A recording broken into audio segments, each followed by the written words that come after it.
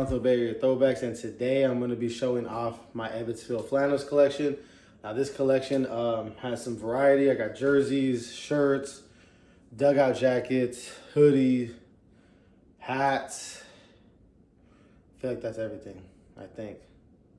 But anyway, so I'm going to go through, so it's going to be, a little bit of everything. I'm going to start with the jerseys because that is my favorite when it comes to them. So let's get into it. So the first one I'm going to show is from the West Coast Negro Leagues, and that is a 1946 San Francisco Sea Lions jersey. So again, I made a video just on all these jerseys. I made videos of on their own, but this is the reason there's a cub on the jersey is because they had borrowed the jerseys from, or they had took the jerseys from a team, the semi-pro team that used to be called the San Francisco Cubs. So they just took those jerseys and made it theirs. They were called the Sea Lions. So it was a one-year team, and this is probably one of my favorite jerseys in general. So there you go. All right, next I'm going to show all my Seals jerseys. Now again, Seals, Sea Lions, two separate teams. So these are the Seals jerseys I got. This is a 1933 Joe DiMaggio home Seals jersey. So for those of you who don't know, Joe DiMaggio started his professional career with the San Francisco Seals before signing with the New York Yankees. So there you go. He also had a big hitting streak. I think it was 61 games with the Seals. So his Yankees hitting streak, 56 games, wasn't his first big hitting streak. Next, we got his brother, Dom DiMaggio. This is a 1939 home Seals jersey. It has the 1939 baseball centennial patch on it. So there you go. Dom DiMaggio, #1, right there. Felt lettering, like most of these, or all of these. Next, you have a 1940 Lefty O'Doul home jersey, and this is an older run Ebbets Flannels jersey. Has a zipper. And Lefty O'Doul, you can't talk baseball in San Francisco or Japan without bringing up Lefty O'Doul. He was a manager when he wore this jersey, but he also would put himself in games sometimes, so he still was a player. So there you go. Right there. Oh, and this is back when they actually had a jog tag on the front, which later on they wouldn't. So, but they kept it nice and small, which is good instead of huge like other ones. So still more about the jersey than the jog tag. Next we got a 1938 Lefty O'Doul home jersey. So this is 1938, and then it has the was coming to San Francisco World Fair. That's what it is. So they had the World Fair coming to San Francisco in 1939. So in 1938, the Seals would wear those patches. So there you go. 1939 World Tour patch on the 1938 home Lefty O'Doul Seals jersey. Next we got the 1938 Lefty O'Doul road jersey. So same thing, same patch. Again, this was the home. Here's the road jersey. There's their patch, Seals. Lefty O'Doul was 26. Again, he was a manager for all these years, but also would play. Next, we got the 1934 Joe DiMaggio road jersey. Now, I love these. I just love that basic Seals on the front. It just looks super old school. So there you go, 1934 Joe DiMaggio Seals road jersey. And then I got one more Seals jersey, which is a 1933 Seals Joe DiMaggio road jersey. So there you go. You got the SF right there. I like the little bit different, just that different SF on the front. That's not something you see very often or really in general. So there you go. 1933 Joe DiMaggio road Seals jersey. My last baseball jersey from Ebbets Field is not a Seals or Sea Lions jersey. It's actually a New York Giants jersey. This was a custom 1-of-1. This is a 1923 New York Giants home jersey. Those of you who don't know, Giants were in New York before they moved to San Francisco. And they did have red in their coloring, red and blue. And this was made, I think it's the Jergella, if I'm saying his name right, Jergella collection. He had all type of one-of-ones and stuff. So I actually bought this from that collection. And again, this was back when Ebbets would make 101s for you. If you did the research, you'd be able to get a 101 made. So 1923 home, New York Baseball Giants. There were no name or no numbers on the back then, so this is correct. There you go, the red New York. And my last Ebbets jersey is not a baseball jersey, it's actually hockey.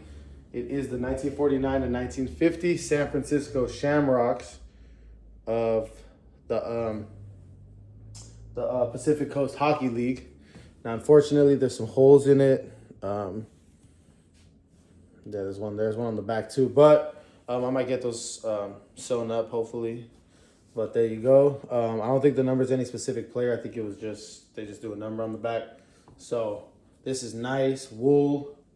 And yeah, San Francisco Shamrocks. So back when there was some, there's been pro hockey in San Francisco throughout the years, but this was a early team back in San Francisco. So there you go, San Francisco Shamrocks. All right, now let's go into the hats. Man, I almost forgot my one NFL jersey I got from Ebbets, and this is a 1955 Joe the Jet Perry San Francisco 49ers jersey. Doreen style, double stitched or double layered, double lettering. Yeah, and those 1994 throwback jerseys the Niners were back to 1955 style, right? So just like this. So this was what was worn in 1955 as one of their jerseys. There you go, Joe Perry. And the football jerseys, some are thin, some are thicker. These ones are pretty thin, but I've seen a game used Hugh McElhenney version of the same jersey, a game used one, and it was pretty thin. So they made it correct from what I saw. And that's what I'm all about, being correct. So this is my last Ebbets jersey. So as for hats, I only got 4 Ebbets hats. 3 of them are Seals hats and 1 is a hockey hat. So the first one we're gonna go with is my 1940 San Francisco Seals hat. So there you go. You got the seal on the front, nothing on the back. Got the green under visor. There you go. So I'll just throw that on real quick. Next, we got a 1955 San Francisco Seals hat. And this one is not, it was a little later in time, so they weren't using the felt SF. There is the same style hat from a few years, I think a few years earlier, where they do have the felt SF. I do want that one, but they were out of it when I wanted it, but I found this one. So there you go, 1955 San Francisco Seals. Next, we got the 1946 San Francisco Seals with the SF on the front. Felt lettering. Got the pinstripes going down. It's the back. There you go. And last is a hockey hat. So this is from the Western Hockey League. And that is the San Francisco Seals again, but this time it's hockey. So the hockey Seals. Western Hockey League on the side. Felt patch. And same on the inside. So there you go. Now let's go to the dugout jacket. All right, so now we got my 3 three Ebbets Fields Flannels jackets. The first one we got is a 1955 San Francisco Seals jacket. It's wool, nice and heavy. You got the seals in felt there. So you got the satin inside. So yeah, it's a beautiful piece. There you go. So this is 1955 right here. There you go. Next one we have is an older run, most likely from the 90s. Also a San Francisco Seals jacket, and it's a 1940. This is a 1940 San Francisco Seals jacket. You got the orange felt SF, and again, these were dugout jackets that the teams worn back then. So there's white on the inside instead of the black. So again, there you go, 1940. And the last one I got, I found recently for like cheap. I was at a thrift store or something like that, and they had this, and then when I saw it, it was Ebbets Field. Now there's no logo on it, but what it looks like, I've talked to Lisa from Ebbets and also my boy Throwback King, who's huge, who you know, just knows a lot of Ebbets, been, you know, dealing with Ebbets for a long time. It looks like this was a 1950 Hollywood Stars jacket that they just got without the patch on the front, the Hollywood Stars patch. So it's just cool. It's a nice piece. It works out anyway. Just nice red, white, and blue. Nice and heavy and solid wool. You got the black on the inside. There you go. So there's nothing on the front and back. So it's kind of just a cool jacket. So, you know, red, white, and blue. What looks like a 1950 Hollywood Stars jacket that is now just a blank jacket. Still from Ebbets though. So there you go. All right, now let's get to I'll go to my hoodie, then my shirt. So this is my one Ebbets hoodie. I think it's called a French Terry hoodie or something like that. So it's a San Francisco Seals. It has the nice seals across the chest in felt. And then you got the seal, like on one of the hats I got on the left sleeve, also in felt. And yeah, nothing on the back. Good material, nice piece. It's good to wear when it's a little chilly outside. Keeps you warm. There you go. So now we'll go to the last.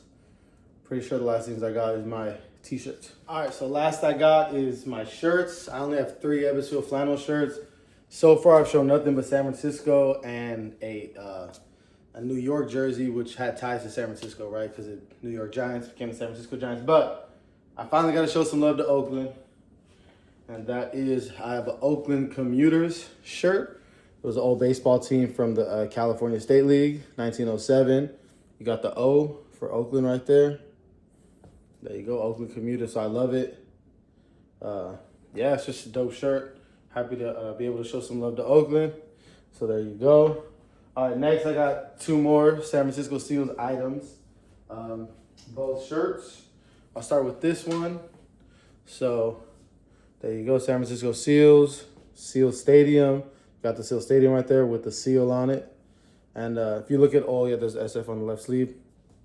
If you look at old San Francisco Seals stuff from when they actually played, you would see this seal sometimes. So they did a good job kind of giving that old feel with the shirt, with that having that old school looking seal.